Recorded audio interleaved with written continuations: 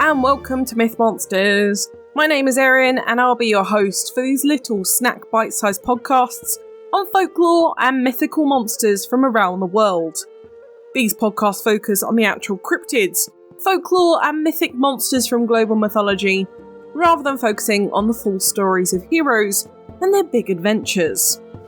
I'll also be dropping in some references that they have to recent culture and where you can see these represented in modern day content so that you can learn more and get as obsessed as I am about these absolute legends of the mythological world.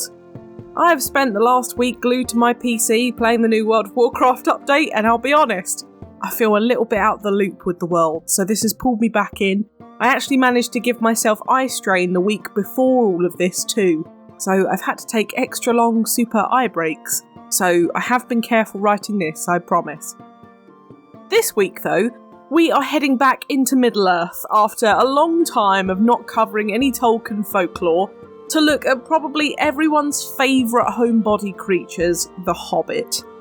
I really have accidentally timed this episode perfectly with the release of The Rings of Power Season 2.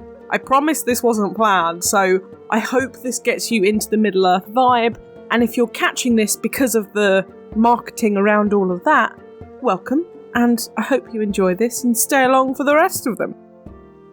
I'll start us off with probably one of the best and recognisable literary openings known to man. In a hole in the ground there lived a hobbit.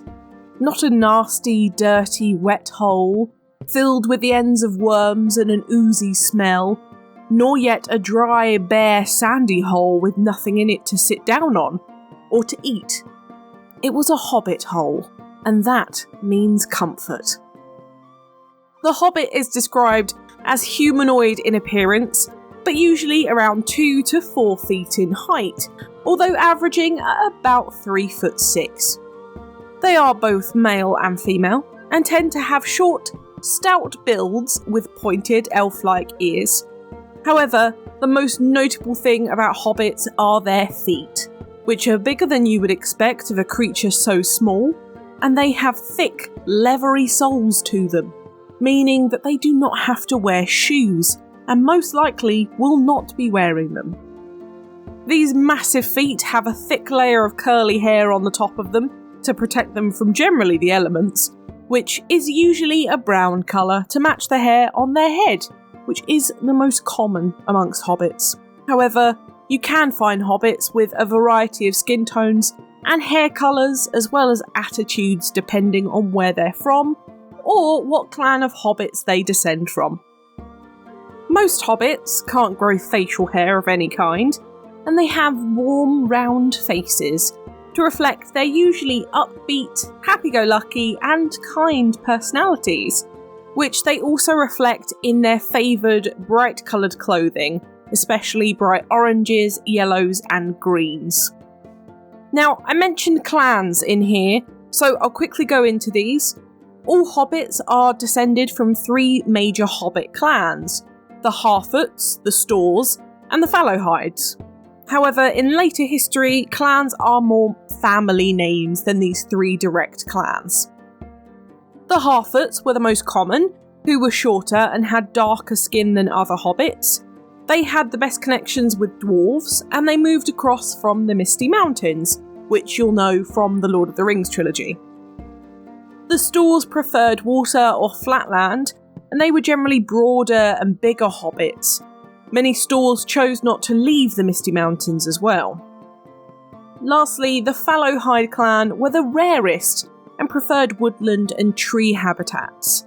They were fairer skinned and fairer haired and were generally slimmer than other hobbits. They had the best relations with elves, and they lived around their elven city of Rivendell. Later on in Hobbit history, all of these clans mixed together, had babies and became the wider Hobbit race. And at this point, this is where we picked up the moniker Hobbit for their race too. Hobbits are most commonly found though in the aptly named Hobbiton, which is in the northwest region of Middle-earth called the Shire. It's mostly green hills, farmland and small villages, but within these rolling hills of Hobbiton, the homes of the hobbits are nestled.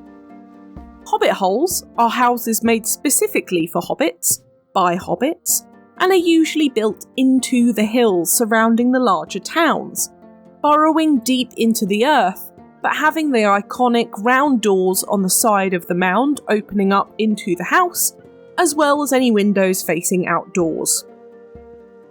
Hobbits were also found a little further in a town called Bree in the Shire, which they shared with men.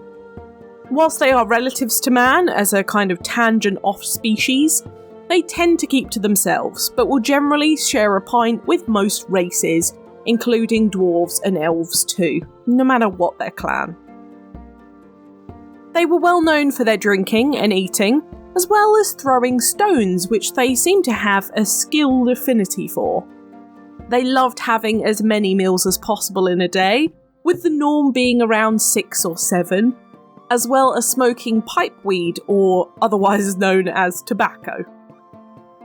They had a lifespan of around 100 years, although there are some exceptions to this due to outside means.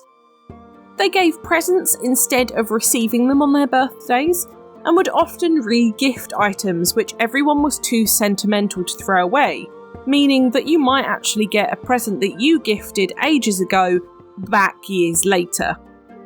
These were called manthems, and they were so precious and so good to not chuck that there were even manthem museums just for these items.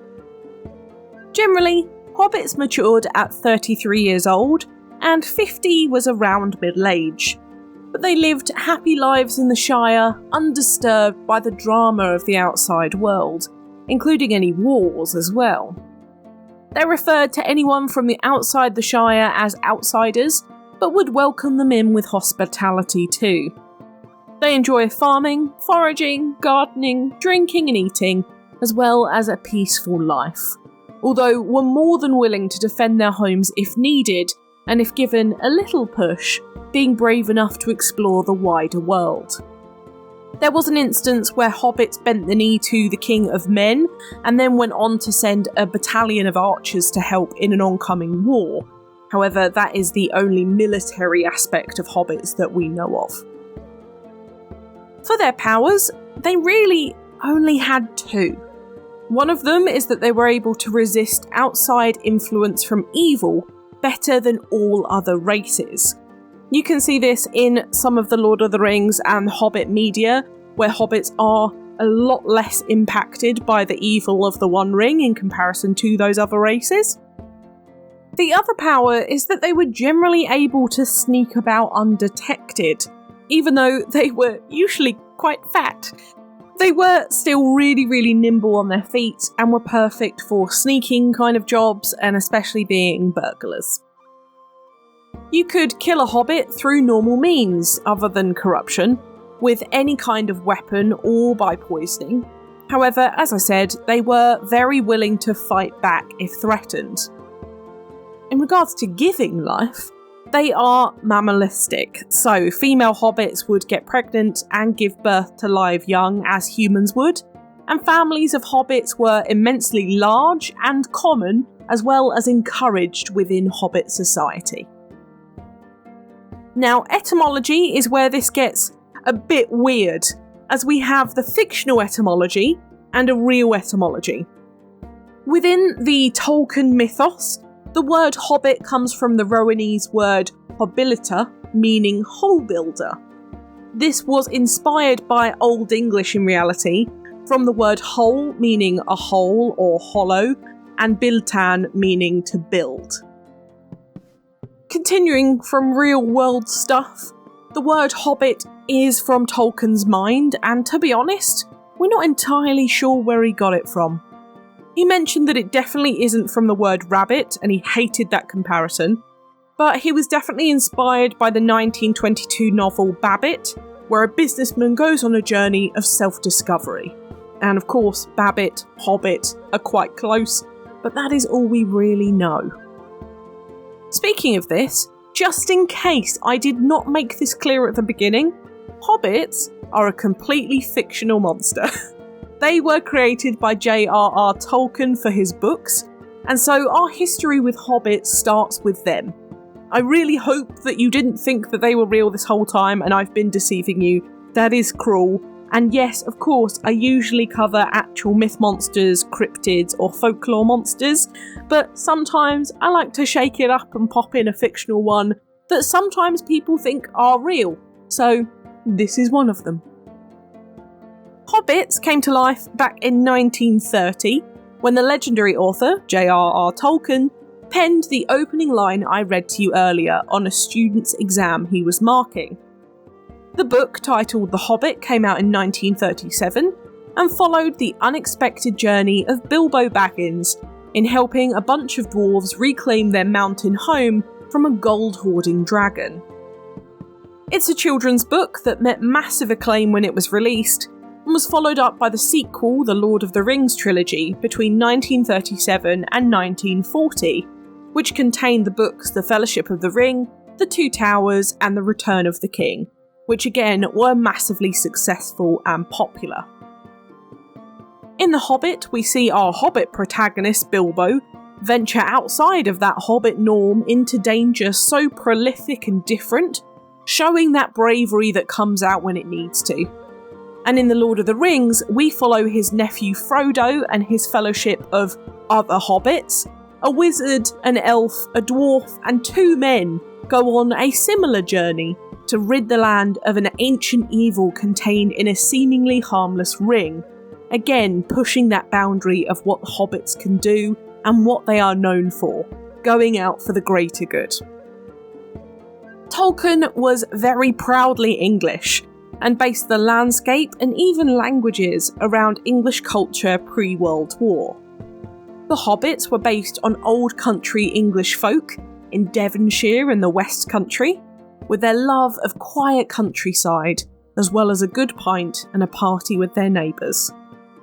Tolkien actually considered himself a hobbit, and he actually wrote this letter in 1938 that I'll read to you now. I am in fact a hobbit in all but size. I like gardens, trees and unmechanised farmlands. I smoke a pipe, and like good plain food, unrefrigerated, but detest French cooking. I like, and even dare to wear in these dull days, ornamental waistcoats. I'm fond of mushrooms out of a field, have a very simple sense of humour, which even my appreciative critics find tiresome. I go to bed late and I get up late when possible. I do not travel much. Tolkien mostly used experience from his own life to conjure up the Lord of the Rings universe, such as the name of Frodo and Bilbo's house, Bag End, being named after his aunt's house, the war scenes in Mordor based on his own experience of fighting in the trenches in World War I, his childhood in the English countryside, and the urbanisation of his hometown of Birmingham throughout the early 1900s, to reflect the Shire and the outside influences of Middle-earth. Tolkien also spoke 35 different languages and created 15 languages just for the book series, including Shire speak for hobbits, although they did mostly speak the common tongue, representing English. 2 of his Elvish languages are actually learnable and are completely fully fledged, so if you're into learning languages, it's a really cool one to know as a nerd, albeit pretty useless except for wooing maybe at a Renaissance fair. Tolkien died in 1973, but Hobbits and The Lord of the Rings lived on. Hobbits were adapted into other fantasy stories, but not under that name, and you may struggle to find the word Hobbit outside of Lord of the Rings and the Tolkien universe. The term halfling was another name given for hobbits throughout Lord of the Rings, and this was one that was picked up outside of this too. Dungeons & Dragons, which was created back in 1974 and debuted with halflings, decided to pick up the name due to people wanting to play as their favourite hobbits. Due to legal reasons, Wizards of the Coast, who owned D&D since 1997, couldn't use the actual Hobbit name, so settled with one that was close enough to their description. You can still play as halflings in D&D, as well as in inspired works like Baldur's Gate, and they're used in a whole load of other literary works to avoid this legal elephant in the room, by authors like Terry Brooks, Jack Vance, and Clifford Simak, for example. The Lord of the Rings is considered one of the greatest fantasy books ever written, and literally shaped the genre of what we know of fantasy today. Hobbits are the titular characters in both of Tolkien's great works, as well as being mentioned in almost all of his other works, such as the Silmarillion, which was basically a Tolkien history book and dictionary. The books were followed up by the mega-hit movies of the same name in the noughties, and solidified Lord of the Rings as the most epic fantasy trilogy of all time. And they were then followed by the Hobbit movies in the 2010s, and the new Rings of Power series in 2023, which is still going at the moment, all of which are pretty successful too. The movies were all filmed in New Zealand, and the sets for Hobbiton were actually kept up for tourism. So you can go visit, have elevensies, and get married as a Hobbit if that is your thing. I will say it is my absolute dream to go to Hobbiton, and one day I will get there. I will. In reality, although I said that hobbits are definitely not real, there have been some recent developments to say that maybe there were some ancient humans who may have been similar to hobbits. In 2004, some fossils were found in Indonesia of a 3 to 4 feet person with larger than usual feet, and there are still studies being done into them now to see if they truly did exist as their own subspecies of humans. They have also been dubbed hobbits scientifically too, which is pretty cool. In mythology, Tolkien did also lean on English countryside folklore, which hobbits are sometimes mistakenly put into by people who don't know that they were just created for Tolkien. Hobbits are quite close to the Norse dwarves in regards to their stature and seclusion, but take on the niceties of the English country folk, so derives from that point.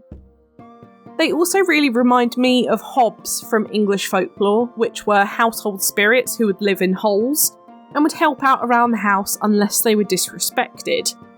We are yet to cover hobs, but you can check out more on dwarves in the Dwarven episode if you're interested in that. But speaking of which, let's talk about modern media. Of course, we have the expected for this one, but we also have a few others littered about too. For art, I'd actually really recommend looking at the concept art for Hobbits from the Tolkien universe, and that's with the films as well. But if you're wanting more modern touches, have a look at the fan art surrounding Hobbits by independent artists this week, and try not to run into a photo of Elijah Wood. In movies, we have Lord of the Rings, The Hobbit, The Dark Crystal, and Willow. For TV, we have Delicious in Dungeon, The Dark Crystal, Age of Resistance, Kamen Rider Giver, Willow, Rings of Power, Black Star, Adventures of the Galaxy Rangers, Dexter's Laboratory, Johnny Bravo, Smiling Friends, and Adventures of the Gummy Bears. In video games, we have ones such as Age of Wonders, Dark Souls 2, Baldur's Gate, Pillars of Eternity, Shining Wisdom, Neverwinter Nights, Mass Effect, Lego Lord of the Rings, Lego The Hobbit, Overlord, Lufia, The Ruins of Lore, Rhizome, Tales of Margial, The Witcher, Ultima, Halo, Final Fantasy, Grand Blue Fantasy, Heroes of Might and Magic, The Legend of Zelda, Ancient Domains of History, EverQuest. Now we get on to the actual Lord of the Rings ones. Lord of the Rings Battle for Middle-earth, Lord of the Rings Online, Lord of the Rings Return to Moria, Lord of the Rings Gollum, The Lord of the Rings The War in the North, Middle-earth Shadow of Mordor and Shadow of War, and lastly, and this is upcoming and I really recommend having a look if you're into Hobbits, Tales of the Shire, a Lord of the Rings game. It's due out this year and it looks amazing! To be honest, there are 31 Lord of the Rings games out there, so I've included the biggest ones here, but I do remember how unbelievably hard the original games were that came out with the films on PlayStation.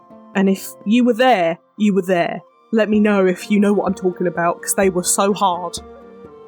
My book recommendation this week is, of course, The Lord of the Rings or The Hobbit by J.R.R. Tolkien, or my other Tolkien suggestion is the Tolkien series by David Day. He covers a whole load of stuff within that universe, and his books are beautiful, they're leather-bound, really recommend them.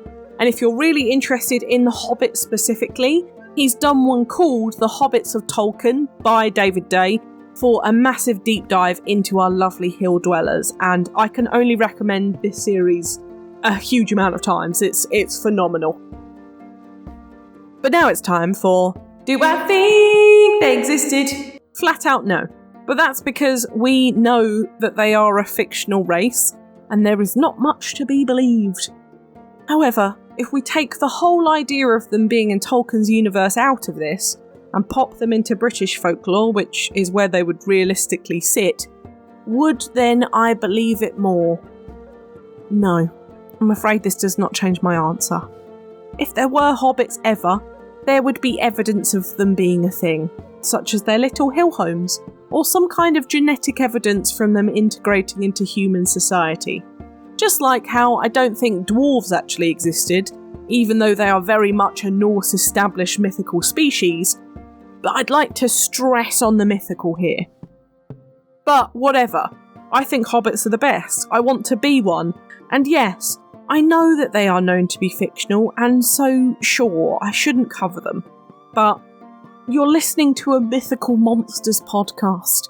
You like Lord of the Rings, I'm just predicting that now, so why not? Also, I covered orcs not too long ago, and they are actually considered to be real mythical monsters, when they are not. They were made up by Tolkien. If you want to hear more about that, go listen to that episode.